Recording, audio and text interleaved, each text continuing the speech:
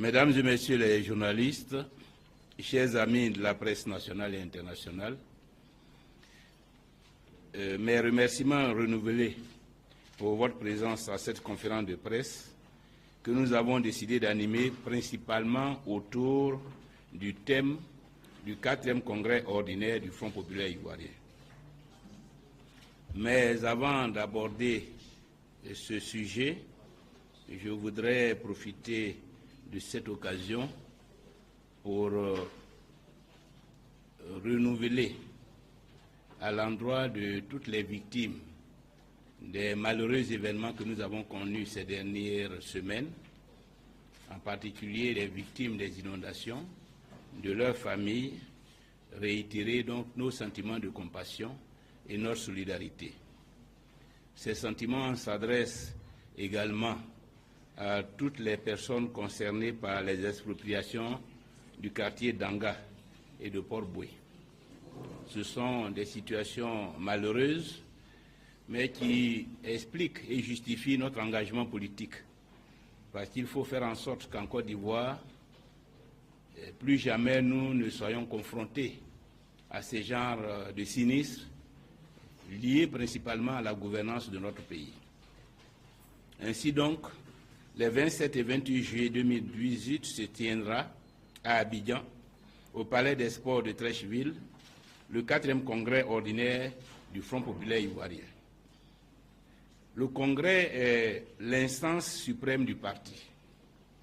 Il se réunit normalement tous les 3 ans et délibère sur le bilan de la gestion du parti, ainsi que sur toutes les questions d'ordre idéologique, politique et stratégique, et renouvelle les organes du parti.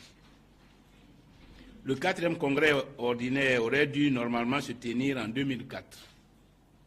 La rébellion armée de 2002 n'a pas permis au FPI, à l'instar de la plupart des partis politiques ivoiriens, de réunir cette instance. En 2011, comme vous le savez, le FPI a été évincé du pouvoir dans des conditions dramatiques. L'arrestation et la détention du président et des premiers responsables du parti, l'exil de milliers de cadres et le traumatisme des violences post-électorales ne permettaient pas la convocation d'un congrès. En 2014, un congrès a été convoqué en décembre afin de mettre fin au conflit de leadership qui s'était déclaré à la sortie de prison du président du parti le 6 août 2013. Malheureusement, les termes et l'intensité de la discorde m'ont amené à demander le report du congrès, le temps d'aplanir les divergences. Pendant 3 ans, c'est-à-dire de 2015 à 2017, la campagne féroce de mensonges, d'affabulation et d'anathémisation, cette campagne a radicalisé les positions et créé une fracture au sein du parti. D'un côté, les cadres et militants, fidèles au texte et à l'essence du parti, et décidés à poursuivre la lutte pour les libertés, pour la justice et pour la reconquête du pouvoir d'État. D'un autre côté, ceux que nous avons baptisés jusqu'à présent les frondeurs, qui ont fait du nom du président Gbagbo leur instrument de lutte et regroupés autour du slogan « Gbagbo ou rien ». La sagesse, la lucidité et la volonté d'unité des légalistes ont permis d'éviter l'irréparable. Depuis fin 2017, la situation est en train de s'inverser. L'édifice de la fronde est en train de s'effondrer. Les turpitudes des frondeurs ont sapé les bases de leur cabale. La campagne d'information que nous menons auprès des militants permet à ceux-ci de sortir progressivement de l'intoxication et de se réengager dans la lutte du parti.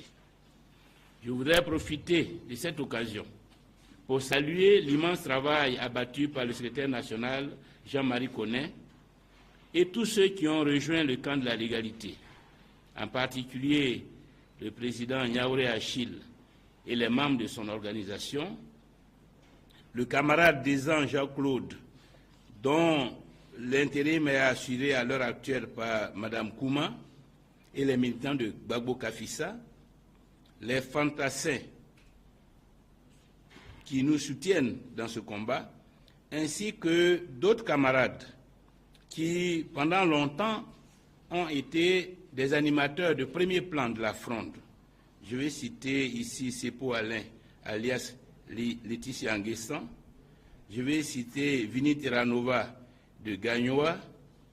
Je vais citer Olivier Nyangwe. Je vais citer Zaha Sylvain.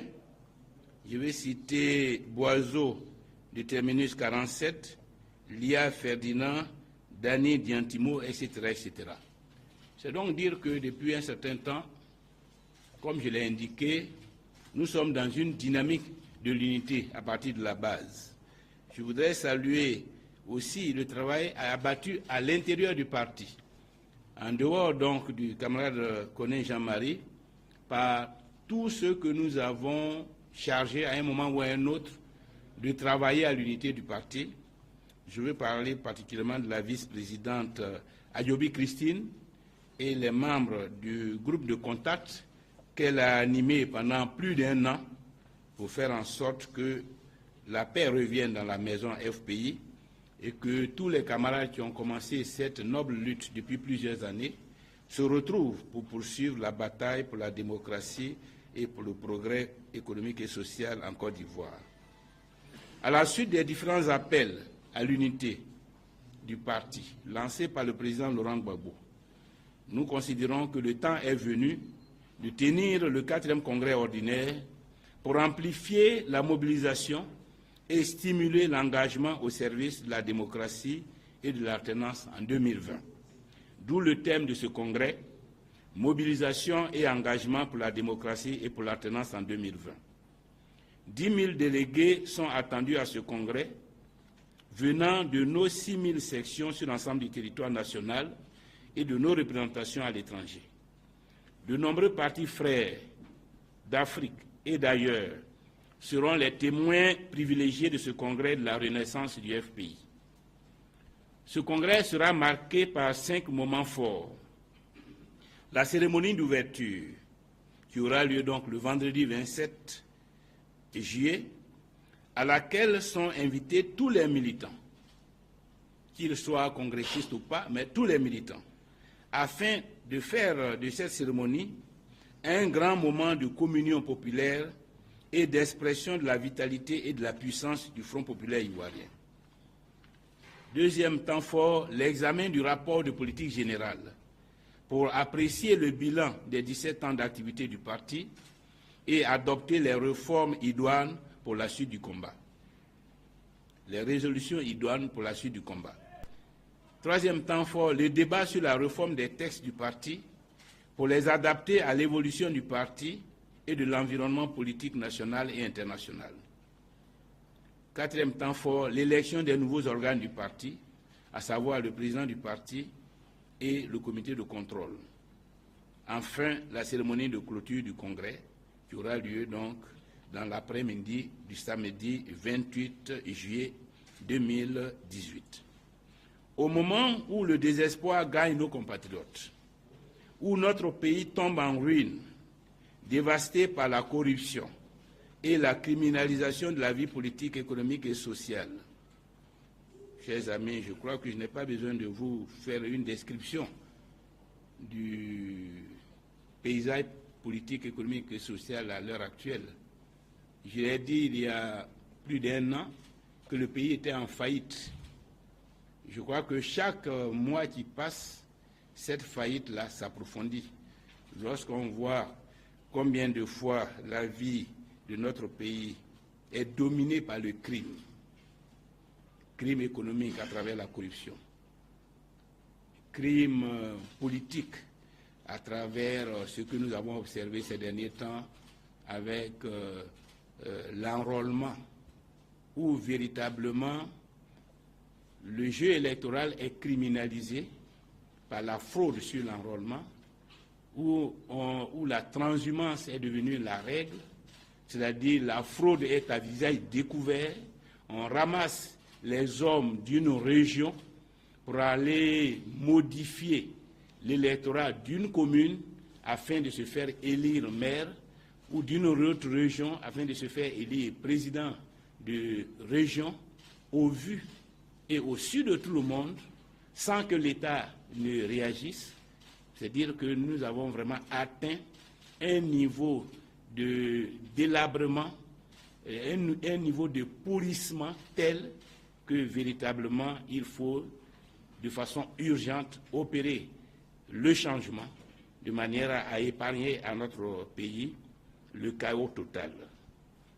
Donc au moment où la criminalisation de la vie est à la fois politique, elle est à la fois économique et elle est en même temps sociale, au moment où les Ivoiriens attendent avec impatience le changement, le 4e congrès du FPI se veut le congrès d'une nouvelle alliance avec le peuple de Côte d'Ivoire pour une nouvelle espérance. Une nouvelle espérance pour la renaissance de notre pays. C'est pourquoi je lance un appel à l'unité et à la mobilisation de tous les militants, sans distinction, afin de faire de ce 4e congrès ordinaire une grande réussite politique. Je vous remercie. Merci beaucoup, Monsieur le Président.